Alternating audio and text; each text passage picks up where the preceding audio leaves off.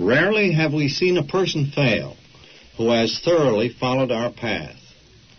Those who do not recover are people who cannot or will not completely give themselves to this simple program. Usually men and women who are constitutionally incapable of being honest with themselves. There are such unfortunates. They are not at fault. They seem to have been born that way. They are naturally incapable of grasping and developing a manner of living which demands rigorous honesty. Their chances are less than average. There are those, too, who suffer from grave emotional and mental disorders, but many of them do recover if they have the capacity to be honest. Our stories disclose, in a general way, what we used to be like, what happened, and what we are like now. If you have decided you want what we have and are willing to go to any length to get it, then you are ready to take certain steps. At some of these we balked. We thought we could find an easier, softer way, but we could not. With all the earnestness as our command, we beg of you to be fearless and thorough from the very start. Some of us have tried to hold on to our old ideas, and the result was nil until we let go absolutely. Remember that we deal with alcohol, cunning, baffling, powerful. Without help, it is too much for us. But there is one who has all power. That one is God. May you find him now.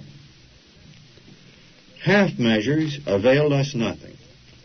We stood at the turning point. We asked his protection and care with complete abandon. Here are the steps we took, which are suggested as a program of recovery.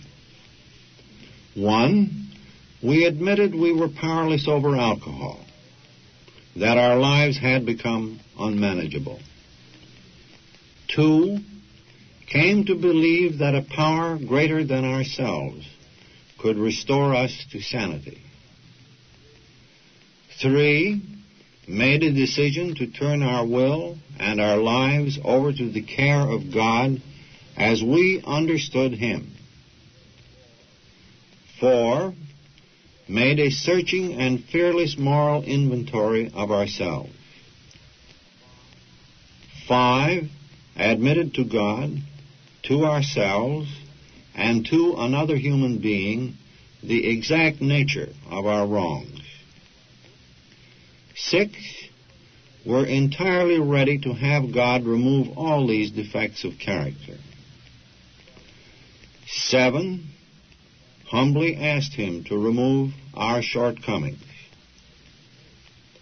8, made a list of all persons we had harmed and became willing to make amends to them all. 9, made direct amends to such people whenever possible, except when to do so would injure them or others. 10, continued to take personal inventory, and when we were wrong, promptly admitted it.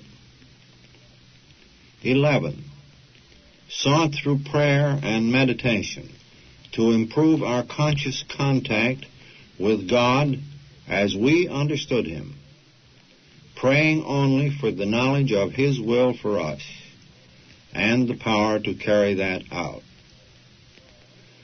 12, having had a spiritual awakening as the result of these steps, we tried to carry this message to alcoholics and to practice these principles in all our affairs. Many of us exclaimed, "What an order! I can't go through with it." Do not be discouraged. No one among us has been able to maintain anything like perfect adherence to these principles. We are not saints, The point is that we are willing to grow along spiritual lines. The principles we have set down are guides to progress.